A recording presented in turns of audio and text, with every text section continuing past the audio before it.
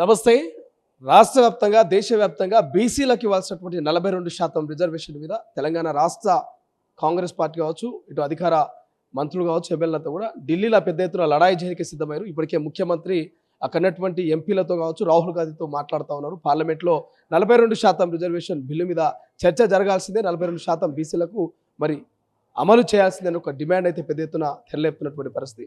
So మాట్లాడే ప్రయత్నం చేద్దాం. ఇప్పటికే లోకల్ బాడీ ఎన్నికల వేళ మరి పంచాయతీ ఎన్నికలకు సంబంధించి రిజర్వేషన్ల ఖరారు అవుతుందా అవదా? సో ఏ ఏ ఏ రకంగా మరి రిజర్వేషన్లు ఖరారు కాబోతున్నాయి? రాజ్యాంగబద్ధంగా 9th షెడ్యూల్లో చేరుస్తారా, లేకపోతే ప్రత్యేక ఆర్డినెన్స్ అమలు కాబోతుందా? పార్టీ పరంగా ఇవ్వబోతుందా కాంగ్రెస్ పార్టీ 42% రిజర్వేషన్? సో మాట్లాడే ప్రయత్నం చేద్దాం. కోట్ల శ్రీనివాసరావు కాంగ్రెస్ పార్టీ సీనియర్ నాయకులు, market committee vice chairman. So ఎట్లా చూస్తారన్న బీసీలంతా కూడా ముక్తకంఠంగా 42% రిజర్వేషన్ కావాల్సిందే అంటున్నారు. ఓవైపు బీజేపీ రామచంద్రరావు మాత్రం అది సాధ్యం కాదని అంటున్నారు. ఎట్లా చూస్తారు?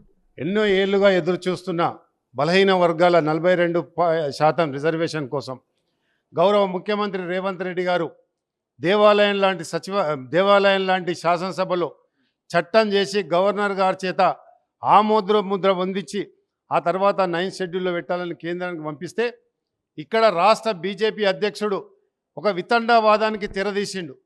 కనీసము బీసీల పట్ల ఎటువంటి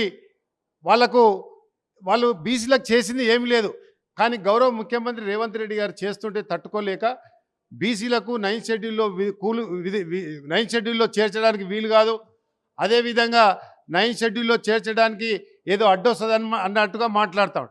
కానీ తమిళనాడు రాష్ట్రంలో ఇదే 9th షెడ్యూల్లో చేర్చి ఇలా ఆ రాష్ట్రంలో బీసీలకు రిజర్వేషన్ తీసుకొచ్చిందే ఏ రకంగా సాధ్యమైంది?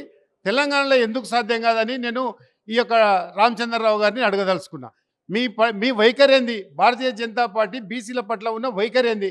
42% మీరు సహకరిస్తారా, సహకరించరా? కేంద్ర మంత్రులుగా ఉన్న కిషన్ రెడ్డి గారి, బండి సంజయ్ గారు కానీ మీరు బీసీల పట్ల మీ వైఖరి ఏంది, మీ పార్టీ స్టాండ్ ఏందని తెలియజేస్తున్నారు.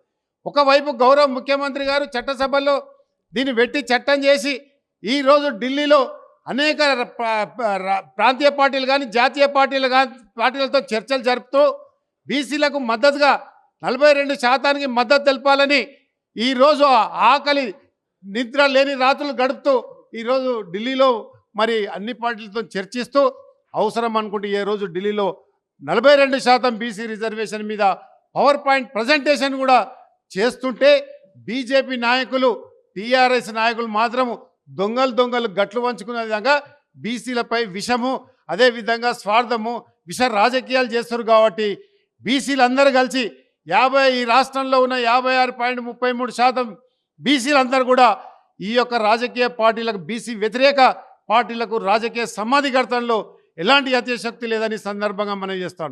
అదేవిధంగా రేపు జరగబోయే ఢిల్లీలో పెద్ద ఎత్తున మా బీసీలందరూ కూడా పాల్గొంటున్నారు. ఈ రాహుల్ గాంధీ గారు బహిరంగ సభలో కానీ, భారత్ జోడో యాత్రల్లో కానీ ఎన్నో సందర్భాలు చెప్పిండు.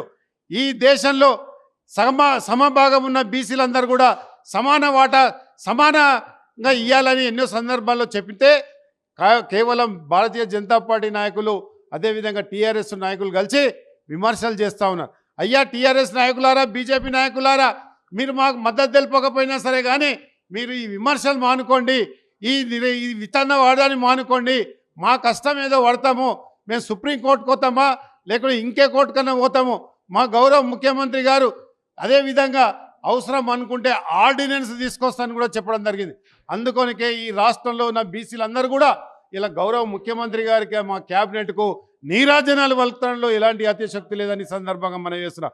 మరొకసారి రామచంద్రరావు గారు, మీ వ్యాఖ్యలను వెనుకకు తీసుకోండి. మీరు ఏదైతే విషయం కుమ్మిస్తారో బీసీల మీద, ఏదో ఒకరోజు మరి బీసీల మీద మీకు రాజకీయ సమాధి కడతారని సందర్భంగా నేను డిమాండ్ చేస్తా ఉన్నాను. మొత్తం మీద బీసీ నేతలు అయితే రామచంద్రరావు చేసినటువంటి వ్యాఖ్యలు వెనక్కి తీసుకోవాలని డిమాండ్ చేస్తున్నారు. రాష్ట్రంలో మరి 56% పైగా ఉన్నటువంటి బీసీలకు 42% రిజర్వేషన్ను అమలు చేస్తూ విద్యా, ఉద్యోగ, రాజకీయాల్లో అవకాశాలు కల్పించాలి. అందుకు కాంగ్రెస్ పార్టీ ఎక్కడికైనా వెళ్తుంది, ఎంతటి పోరాటమైనా చేస్తున్నట్టు మరి కోట్ల శ్రీనివాస్ చెప్తున్నటువంటి పరిస్థితి. చూద్దాం ఏం జరుగుతుంది. 42% రిజర్వేషన్ను మరి ఎటువంటి పరిణామాలకు దారితీయబోతుంది. కెమెరా పర్సన్ అజయ్తో శ్రీశైలం, తొలి వెలుగు, గాంధీ భవన్.